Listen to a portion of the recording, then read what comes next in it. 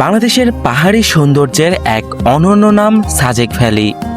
সমুদ্রপৃষ্ঠ থেকে প্রায় 1800 ফুট উঁচুতে অবস্থিত এই স্বপ্নের ঠিকানায় সবুজ পাহাড় আর ভেসে বেড়ানো মেঘ মিলে তৈরি করেছে প্রকৃতির এক অপূর্ব ক্যানভাস। এখানে দাঁড়ালে মনে হয় মেঘগুলো যেন একদম হাতের কাছেই। চারপাশের নীরবতা আর পাহাড়ের সৌন্দর্য মুহূর্তেই মন জয় করে নেয়। আজকের এই ভিডিওতে আমি আপনাদের নিয়ে চলেছি সেই মেঘের রাজ্য সাজেক ভ্যালিতে। ঢাকা থেকে কিভাবে যাবেন, কোথায় থাকবেন, কি খাবেন, কোন কোন জায়গা ঘুরবেন, কত টাকা খরচ হবে এবং কিছু গুরুত্বপূর্ণ টিপস সবকিছুই জানাবো এই ভিডিওতে। সাজেকের উদ্দেশ্যে আমাদের যাত্রা শুরু হয় ঢাকার সায়দাবাদ বাস টার্মিনাল থেকে। ঢাকা থেকে রাতের বাসে খাগড়াছড়ি যেতে ভাড়া পড়বে 750 টাকা। এছাড়া এসি বাসে ভাড়া পড়বে 1100 থেকে 1500 টাকার মধ্যে।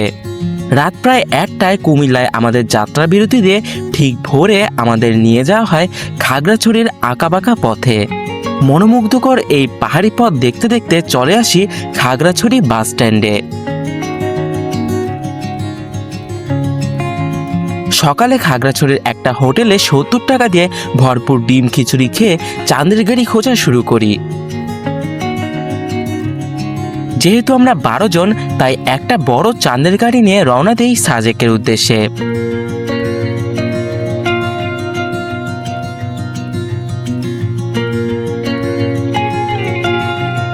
আপনারা যদি 4 থেকে 5 জন হন তাহলে সিএনজিতে যেতে পারবেন।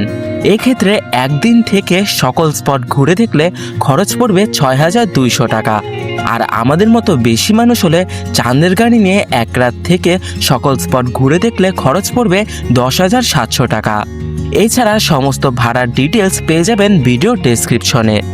কিছুক্ষণ পর আমরা চলে আসি বাগাইহাট আর্মি ক্যাম্পে। আপনি যেভাবেই আসেন না কেন অবশ্যই এই চেকপোস্টে আপনাকে নামতে হবে। নিরাপত্তার স্বার্থে প্রতিদিন সকাল 10:30 থেকে 11টার মধ্যে এখান থেকে সকল গাড়ি সেনাবাহিনীর স্কোয়াডের সাথে সাজেকের উদ্দেশ্যে রওনা দেয়। এছাড়া দুপুর 2:30টার দিকেও এখান থেকে স্কোয়াড সহ রওনা দেয়।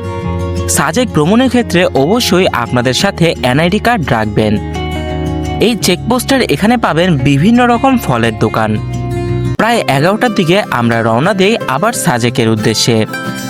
এখন শুরু হয় উঁচু উঁচু পাহাড়ি পথ, মেঘলা আকাশ, সবুজের সমারোহ। এই সুন্দর ভিউ উপভোগ করতে করতে চলে আসি সাজেক ভ্যালি।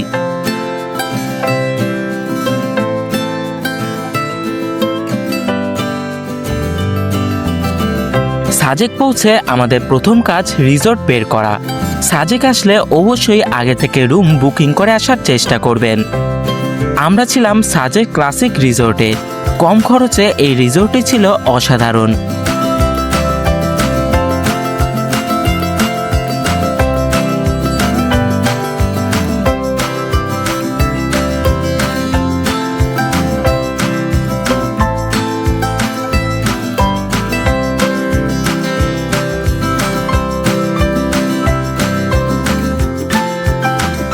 কটেজে ফ্রেশ হয়ে আমরা চলে যাই দুপুরের খাবারের উদ্দেশ্যে। এখানে বিভিন্ন মানের হোটেল পাবেন খাওয়া দাওয়ার জন্য। এখানে চাইলে 3 বেলার প্যাকেজে খেতে পারবেন। এক্ষেত্রে সকাল, দুপুরে ও রাতের খাবারে 700 থেকে 750 টাকা খরচ হবে।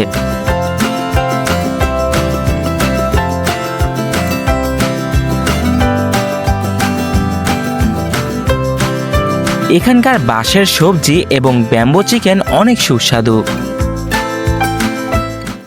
দুপুরের খাওয়া দাওয়া শেষ করে চলে আসি রিসোর্টে। রিসোর্টের সামনে ছিল সুন্দর একটি দোলনা, যেখানে বসে কিছুক্ষণ রেস্ট নিয়ে নেই। এছাড়া এখান থেকে অনেক সুন্দর ভিউ পাওয়া যায়।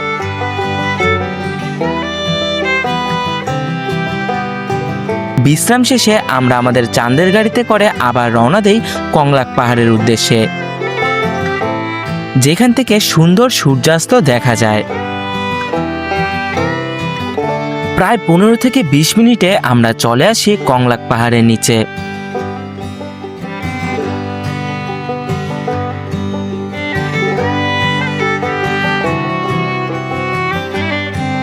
তো আমরা কংলাক পাহাড়ে ওঠার জন্য হেঁটে হেঁটে প্রায় 10 মিনিটের মতো উপরে উঠলাম। আর এখানেও কিন্তু অনেকগুলো রিসোর্ট কটেজ আছে, আপনারা থাকতে পারবেন এই সাইডে।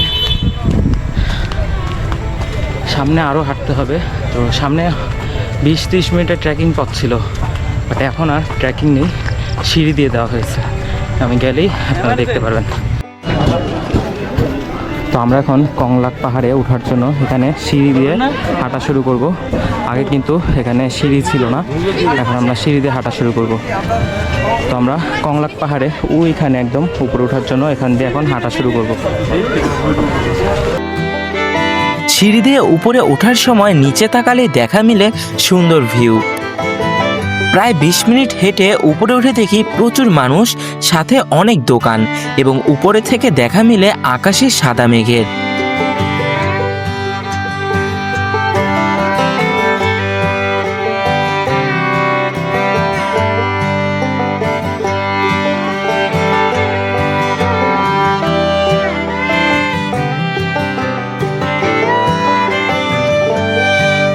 তো আমরা এখন আছি কংলাক পাহাড়ের একদম সর্বোচ্চ উঁচুতে, অর্থাৎ আমরা যে সাজেকে আছি, সাজেকের সর্বোচ্চ উচ্চতা হলো এই কংলাক পাহাড়, এবং তারও সবার উপরে আছি।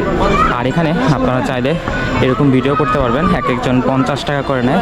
এখানে দাঁড়ালে এই ভিডিওটা করে দেওয়া হবে। আর দূরে দেখতেই পাচ্ছেন কি সুন্দর মেঘ। আসলে আজকে বৃষ্টি হয়েছিল, যার কারণে এরকম মেঘ, যদি বৃষ্টি না হতো তাহলে কিন্তু পাহাড়গুলো ভালো মতো দেখা যেত। কংলাক পাহাড়ে সূর্যাস্ত দেখে আমরা রওনা দেই হেলিপ্যাডের উদ্দেশ্যে। হেলিপ্যাডের পাশেই রয়েছে সাজেক 0 পয়েন্ট, এবং সন্ধ্যার পর এখানে পাবেন বিভিন্ন রকমের স্ট্রিট ফুড। তো আমরা এখন হেলিপ্যাড থেকে নামছি, আর ওখানে একটা সুন্দর মসজিদ আছে, আমরা এখন ওই মসজিদটা দেখব। মোটামুটি অন্ধকার কিন্তু হয়ে যাচ্ছে। আর এই সাইডে যদি দেখি, এখানে লেখা আছে সীমান্তের অতন্দ্র প্রহরী। এটা হলো হেলিপ্যাডের নিচের দিকে। ভিউয়ার্স, আমরা এখন যাচ্ছি দারুস সালাম মসজিদের দিকে। আর এই যে এখানে লেখা আছে মসজিদের নাম, এবং এই মসজিদটি কিন্তু 2020 সালে নির্মাণ শুরু হয়েছিল, এবং এটা কিন্তু অনেক সুন্দর। জাস্ট একটু উপরে উঠলেই মসজিদটি দেখা যাবে। আর ওদিকেই ছিল হেলিপ্যাড, হেলিপ্যাড থেকে আমরা হেঁটে হেঁটে এখানে উঠছি। তো ভিউয়ার্স, দেখতে পাচ্ছেন এটি হলো দারুস সালাম মসজিদ, যেটি সাজেকের সবার উপরে, অর্থাৎ বাংলাদেশের বলা যায় সব থেকে উঁচুতে অবস্থিত, 1800 ফুট উপরে। আর এখন কিন্তু সন্ধ্যা হয়ে গেছে, এখান থেকে কিন্তু অনেক সুন্দর লাগছে। আর চারপাশে মেঘ, আর এখন কিন্তু অন্ধকার হয়ে যাচ্ছে আস্তে আস্তে। রাতের খাবারের জন্য আবার চলে যাই আগের হোটেলে, যেখানে আমাদের জন্য ব্যবস্থা হয় বারবিকিউয়ের। খাওয়া দাওয়া করে চলে যাই মন্টানা রেস্টুরেন্টের সামনে, যেখানে চলছিল লাইভ মিউজিক।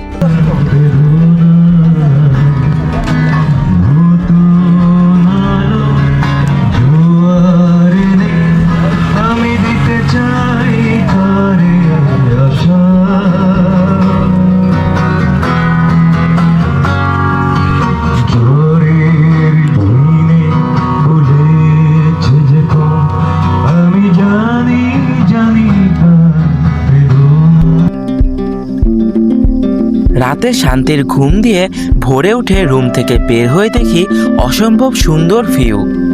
আগস্ট থেকে অক্টোবর মাসে সাজেকের সব থেকে সুন্দর ভিউ দেখা যায়।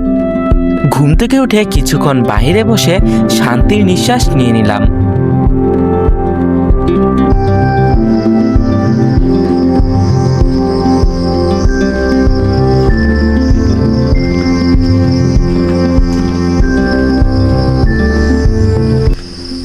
তো ভিউয়ার্স, আমরা কিন্তু সকাল সকাল ঘুম থেকে উঠে গেছি সূর্যোদয় দেখার জন্য।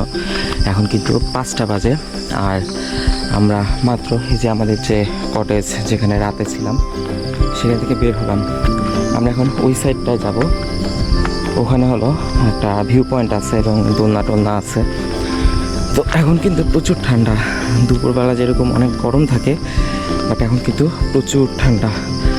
আর ভিউটা দেখতে পাচ্ছেন কি অসাধারণ, যদিও মেঘ তুলনামূলক কম।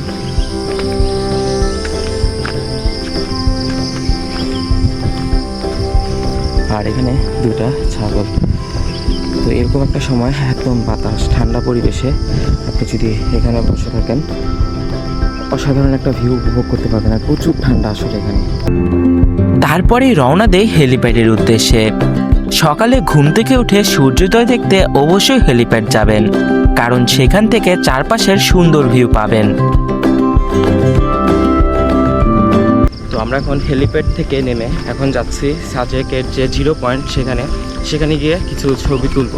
আর হেলিপ্যাডে অবশ্যই আপনারা একদম সকাল সকাল আসবেন, সেখানে কিন্তু ভালো ভিউ পাবেন। আর যদি আপনারা আগস্ট, সেপ্টেম্বর, অক্টোবর এই মাসগুলোতে আসেন তাহলে কিন্তু সব থেকে বেস্ট ভিউটা পাবেন। আমরা এখন সাজেক 0 পয়েন্টের দিকে যাচ্ছি। তারপরে আমরা চলে যাই লুসাই গ্রামে, যেখানে রয়েছে লুসাই জাতির জীবন ধারণ এবং বৈশিষ্ট্য সম্পর্কে সকল তথ্য।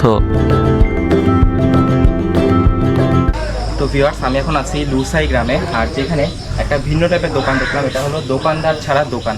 এখানে কিন্তু অনেক কিছু আছে, পানি, বিভিন্ন ফল, কাঁঠাল, কলা, আম, বিভিন্ন কিছু আছে এবং এখানে সব কিছু দাম দেওয়া আছে, বাট এখানে কোনো দোকানদার নেই। তো আপনারা যখন এখান থেকে কোনো কিছু নেবেন, নেওয়ার পরে এখানে একটা বক্স আছে, আপনারা এখানে টাকাটা নিজের থেকে দিয়ে যাবেন।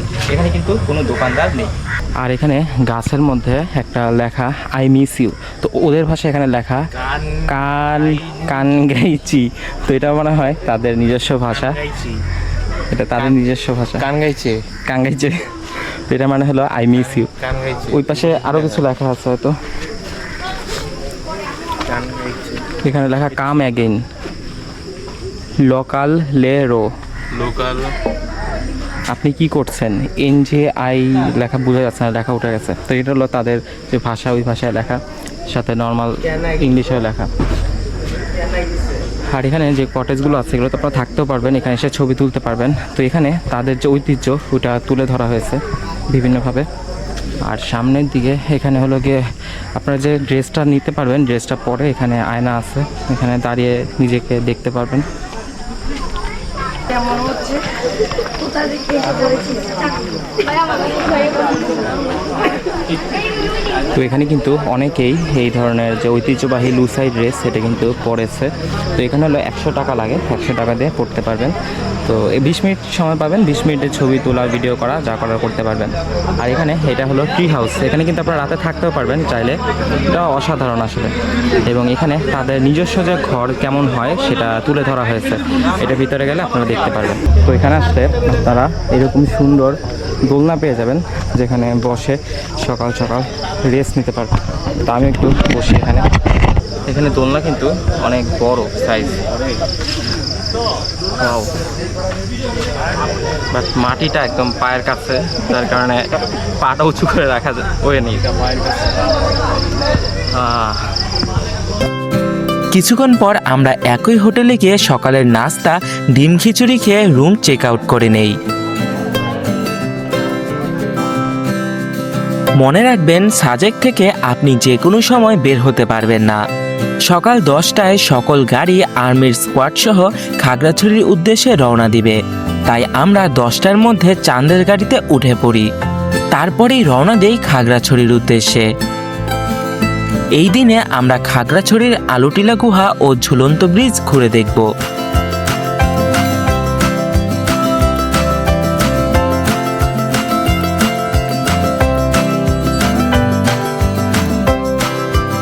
পাহাড়ি রাস্তা ধরে কয়েক ঘন্টা পার করে চলে যাই সুন্দর একটা রেস্টুরেন্টে।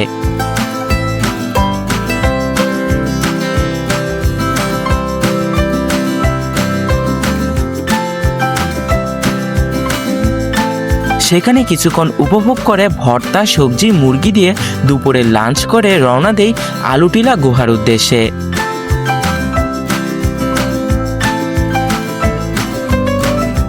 আলুটিলা গুহার পার্কে প্রবেশের পর গুহা পর্যন্ত যেতে প্রায় 15 মিনিটের মতো সময় লাগে। সিঁড়ি দিয়ে হেঁটে কিছুটা নিচে নামা লাগে। মনে রাখবেন, এই গুহায় যেতে হলে অবশ্যই পা পানিতে ভিজে যাবে। তাছাড়া বাচ্চাদের নিয়ে গেলে সাবধানতা অবলম্বন করতে হবে।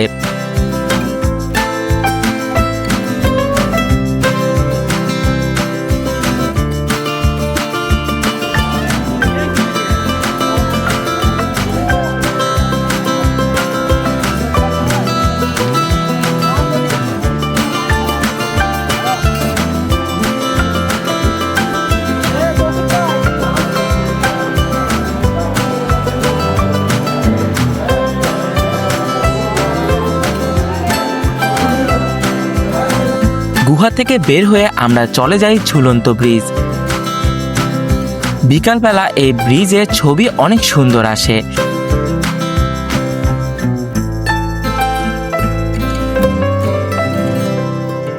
এছাড়া এই পার্কের আশেপাশে অনেক সুন্দর স্পট রয়েছে। আমরা হাঁটতে হাঁটতে একটা অচেনা জায়গায় চলে গিয়েছিলাম।